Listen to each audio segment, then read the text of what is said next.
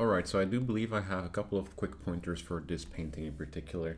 Overall, the setup of the scene is really nicely done, and I think there's just kind of a couple of inconsistencies in the type of lighting that you want to convey. So the clouds and the house itself kind of indicate very, very bright direct light source, you know, like a sun at midday, for example. But the floor itself, because the valleys are so condensed, so compressed, I believe they're a little bit too close together, almost making it feel more so like a overcast sort of lighting scenario for the floor, while once again the rest is kind of looks like it's covered by a bright sun of some kind. So the things I would change to kind of fix that up is mainly going to be a value change, and perhaps even we can do like with a little bit of a temperature change as well. So perhaps having a nice warm light across the floor right there. Maybe we can change that even with having that warm light sort of cool down as we go further back because of the atmospheric perspective. So the greenery all the way in the far background would be a little bit cooler. And then perhaps, you know, we can even emphasize the sort of saturation levels of the absolute foreground values of the grass as well. And I think that helps sort of at least making the lighting feel like it's a bit more consistent. Obviously, we can tweak the strength of what we've done, but I do think this would be necessary to convey accurately. For the trail that you've done, and this is something I tend to always do pretty intuitively, I've noticed in my own sort of sessions whenever I have like a demonstration that I do. But it's a lot of shape design that we want to have, right? So the shape design can always indicate even like a couple of smaller bumps, a couple of smaller changes to the terrain essentially. And I'm still only keeping in mind really the rules of, you know, your big, medium, small, and having nice and dynamic shapes. So the shapes should have a little bit more variation in them. Perhaps even not be like they shouldn't be a perfect trail. Maybe we have a couple of like smaller outlier shapes essentially, which could be a nice way to sort of break through that. And if we then, like, let's make a new layer, put that on top, and let's see if we can get like just a base value for that going. So we'll lock the alpha so we can only paint on the inside of that, and I will just quickly start adjusting some of the values to once again match the lighting scenario that we have created, right? And obviously on the inside of this we can have quite a lot of sort of hue changes depending on the material that you want to actually convey. So if it's mud or if it's just dirt or if there's maybe some stone in between there, the stones would be a bit more reflective, so they would be reflecting the sky a little bit, hence the blues. The mud would be a bit more matte, so it would retain a bit more of its own color, hence the browns. And obviously we have a lot of hue variation possible even within stuff like mud. So we need to once again just come up with enough variation so that we can keep things quite nice and interesting. Especially when we get into the shadow, you know, we can have the very sort of warm reddish tones, but you can also have the cooler sort of purplish tones in there as well. And you can just kind of sort of have to noodle with colors that you think work to get something like this going. And if you want to lower lower the power this has, well then you can still sort of add a bit more of the color of the environment, being the greenish tones, to kind of blend it in together a little bit more, which I think works quite nicely. So just kind of create a bit more of a colorful, interesting path.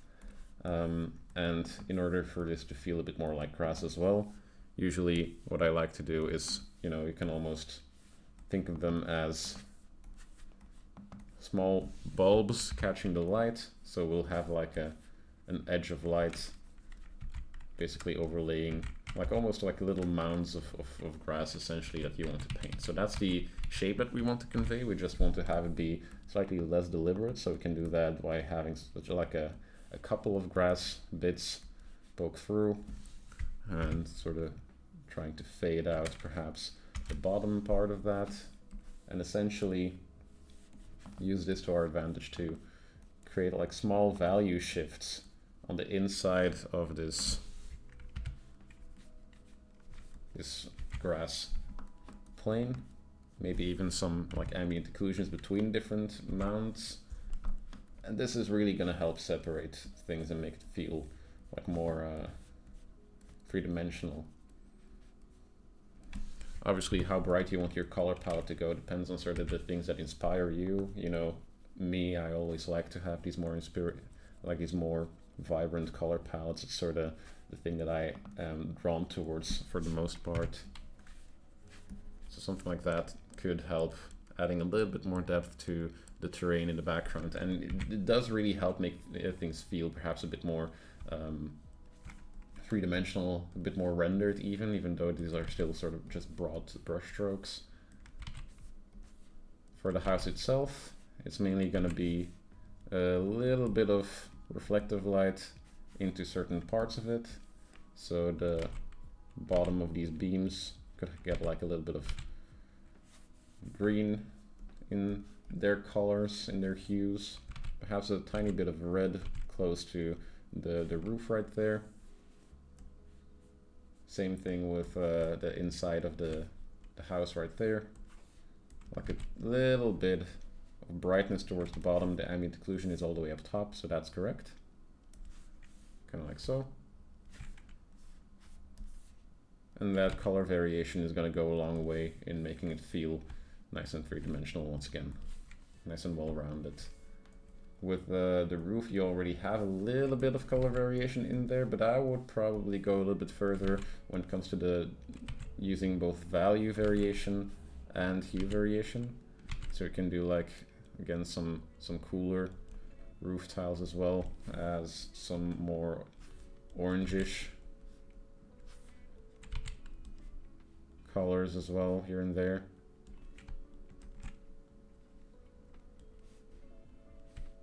You'll notice that that should really help,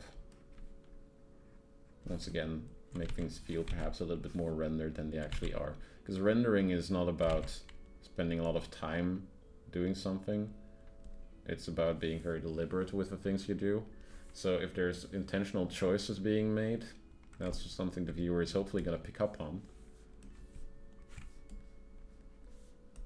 And then once again, if you then want to sort of unify it a little bit more, just sort of do a wash of a color, and that should already do the trick. So 7 minutes in, we haven't made any like major changes, I would say, but I think we've already managed to get like some improvements for this painting in particular. Maybe like focusing on a little bit more on the ambient occlusion, especially in the trees themselves. A little bit more on like saturation differences. Perhaps what's in light is allowed to have like a little bit more vibrancy to it. And then maybe we can show off a little bit of the texturing of the grass.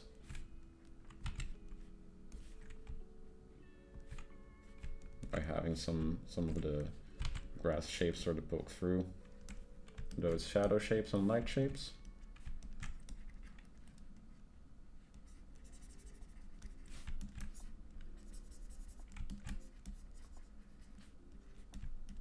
Kind of like so. And especially when we go further and further into the background, I would start indicating something of a color shift into those cooler tones.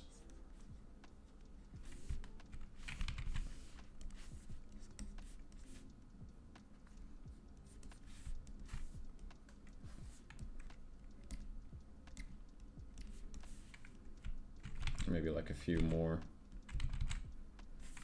trees in the background. Maybe this one can be slightly closer. And that should do the trick. But I really like the way you've set this up. I think you have a great foundation for this painting already. It's just noodling with the colors and the values a little bit to make sure that you're able to make things feel perhaps more three-dimensional, more well-rounded, and enough variation, especially in the terrain and the floor, is going to be key for that. People accept the fact that a grass plane is just a grass plane too quickly, when even if you have a perfect grass plane, more likely than not, we're going to have some dirt in between, some different colored grass. and just overall a lot of variation. For the clouds, I think overall that's fine. Usually I do change the hue of the shadow of the clouds a little bit compared to the hue of the shadow of the hue of the sky, just to make sure that we are able to kind of separate those shadow shapes from the clouds clearly from the actual sky color. Doesn't have to be a lot. The values can even be quite similar. But as you can see, just sort of getting some more of those, I guess more almost like purplish, relatively purplish colors in the shadow. They do help quite a lot with making sure that it looks and feels a little bit more natural. And now we can keep some of that separation in. A big cloud like this is always a good idea to sort of show off the fact that this cloud should be casting a shadow as well somewhere, right?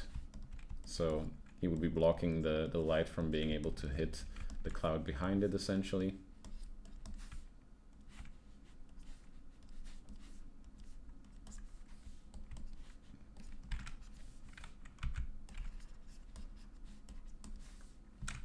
There we go. That should be it for now. So I hope that makes sense. Let me know if you have any questions on this. But for now, I'm looking forward to see what you do with this. Take care.